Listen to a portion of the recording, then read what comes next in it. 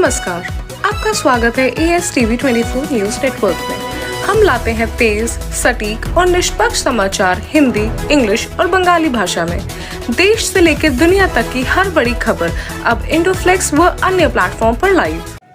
এই মুহূর্তে কুচবিহারের সবথেকে বড় খবর, অবশেষে পুলিশের জালে তৃণমূলের তুফানগঞ্জ ব্লক সহ-সভাপতি রাজেশ তন্ত্রী ওরফে বক্সার।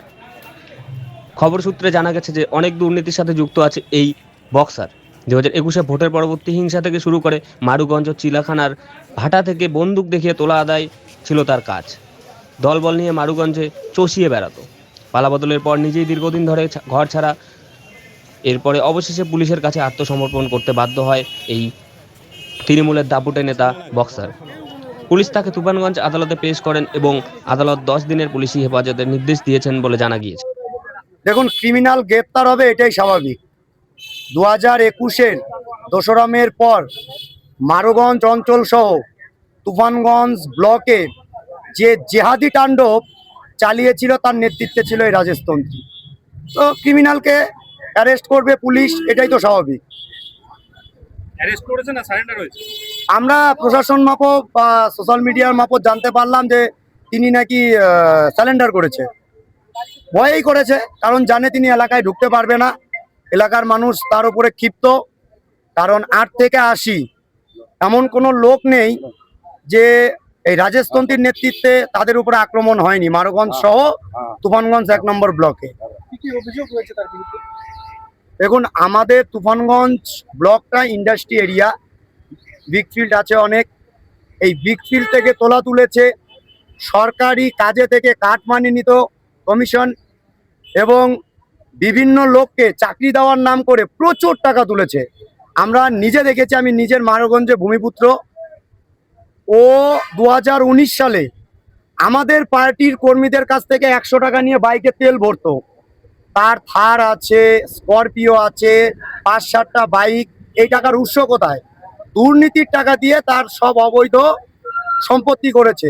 এবং আমরা শুধু মারুগঞ্জবাসী নয়, তুফানগঞ্জ ব্লকের যত সাধারণ নাগরিক আছে তাদের পক্ষ থেকে প্রশাসনের কাছে দাবি রাখতে চাই যে 2021 সালে ভোট পরবর্তী হিংসায় যে সমস্ত বাড়িগুলো তার নেতৃত্বে জেহাদি তাণ্ডব চালানো হয়েছিল তার অবৈধ সম্পত্তি সব নিলাম করে তাদেরকে ক্ষতিপূরণ দেওয়া হোক।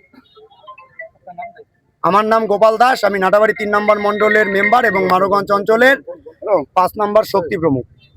দাঁড়াও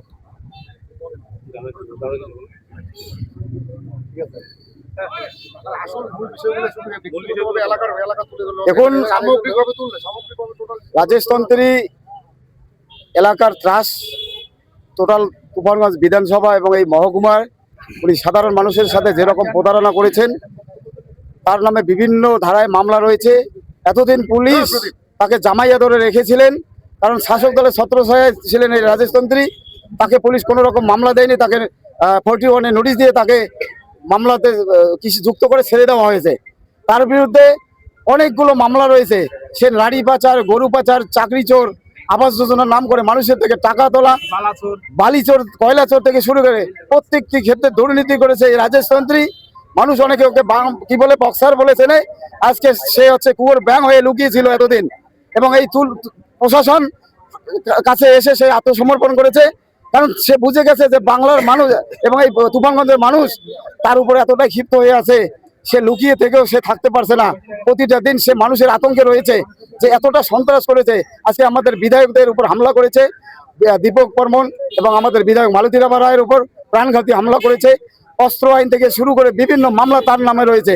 আমরা প্রশাসনের দৃষ্টি আকর্ষণ করে বলছি এই তুফানগঞ্জ প্রশাসনের কাছে, কারণ বাংলায় মানুষ পরিবর্তন চেয়েছে, তাই এই সমস্ত সন্ত্রাসবাদীকে যাতে একদম এখান থেকে নির্মূল করে দেওয়া যায় তার একটাই শাস্তি, তাকে ফাঁসিতে ঝোলানো হোক, নয়তো এনকাউন্টের মাধ্যমে তাকে এই এই তুফানগঞ্জ থেকে তাকে এই পৃথিবী থেকে তাকে সরিয়ে দেওয়া হোক। আমার নাম যুগল কিশোর দাস, আমি ভারতীয় জনতা পার্টি তুফানগঞ্জ 1 নম্বর মণ্ডল সভাপতি। আমাদের আরেক প্রেসিডেন্ট আছে। দেখুন, সামগ্রিকভাবে শুধু চিলাখানা মারুগঞ্জ বা তুফানগঞ্জ 1 ব্লক নয়, সামগ্রিকভাবে তুফানগঞ্জ বিধানসভা জুড়ে এই রাজেশ তন্ত্রীর হারমাতকে আজকে যেভাবে পুলিশ প্রশাসন প্রোটেকশন দিচ্ছে, এনাকে প্রোটেকশন দেওয়ার কিছু নেই, ওনাকে নিলাম করে দেওয়া হোক, ছেড়ে দেওয়া হোক, বিচার আমরা বুঝে নিব। প্রত্যেকটা ক্ষেত্রে আমাদের তুফানগঞ্জ থেকে কুচবিহারে মিটিং এ যাওয়ার সময় আমাদের গাড়ির উপর হামলা হয়, কর্মীদের উপর হামলা হয়, ভাগবাজ ভাঙচুর হয়, আমাদের মহিলাদের শ্লীলতাহানি করা হয় এই মারুগঞ্জ থেকে এই চিলাখানা রাস্তার মধ্যে। কাজে এর মতো এই জানোয়ার সন্ত্রাসবাদী, এই স্বৈরাচারী জিহাদি তাণ্ডব করে এই রাজেশ তন্ত্রীর মতো গুন্ডাদের আদালতের বিচার নেই, এদেরকে ছেড়ে দেন। এরা সামগ্রিকভাবে এই তৃণমূলের 15 বছর পশ্চিমবঙ্গ শুধু নয়, তুফানগঞ্জ বিধানসভার সাধারণ মানুষের জিনা হারাম করে দিয়েছে, ছাপ্পা ভোট দিয়েছে। প্রশাসনকে এরা নিজের মতো ব্যবহার করছে, দলদশে পরিণত করেছে। আজকে যে পুলিশ প্রশাসন ভেবেছেন এনাকে সিকিউরিটি দিতে হবে, এনাকে সেফ দিতে হবে, সেফ কোনো সেফটি দেওয়ার বিষয় নেই, ওনাকে ছেড়ে দেওয়া হোক। এই আদালত চত্বরে হিসেব মানুষ বুঝে নেবে, সাধারণ মানুষ ওনাকে হিসেব বুঝে নেবে। রাস্তার মধ্যে আমরা চাই পুলিশ প্রশাসন ছেড়ে যাক, ওনাকে হাফ প্যান্ট পরে রাস্তায় বের করে দেক, বাকি হিসাব রাস্তার মধ্যেই তুফানগঞ্জের বুকে হবে। এই দীর্ঘদিনের বঞ্চনা আজকে উসুল হবে, উসুল করে আমরা যাব। তার জন্য এসেছি, আমরা চাই এনাকে কোর্টের ওখানে জেলখানার ভিতরে বন্দি করে রেখে ভালো মন্দ খাওয়িয়ে আমাদের বিজেপির সরকারের, পশ্চিমবঙ্গের মুখ্যমন্ত্রীর আমাদের নেতৃত্বে যে সরকার চলছে, সরকারের পয়সা ধ্বংস করার কোনো বিষয় নেই। পশ্চিমবঙ্গের রাজ্য সরকারের অনেক টাকা, অনেক কাটমানি, অনেক ঘুষখোর তাণ্ডব করে অবৈধ সম্পত্তি বানিয়েছে ইনি। এনাকে আর সরকারি টাকায় ভরণ পোষণ করার বিষয় নেই, ওনাকে মাঠে ছেড়ে দেওয়া হোক, হিসাব সাধারণ মানুষ বুঝে নেবে। কি হবে তোরা কি আমরা চাই, সাধারণ মানুষের হিসাব বুঝে নেবে। সকলকে ধন্যবাদ। আপনার নাম? আমি প্রভাত বর্মন, বিজেপি কুচবিহার জেলা তুফানগঞ্জ 3 মন্ডল সভাপতি। For more updates, continue watching ASTV 24.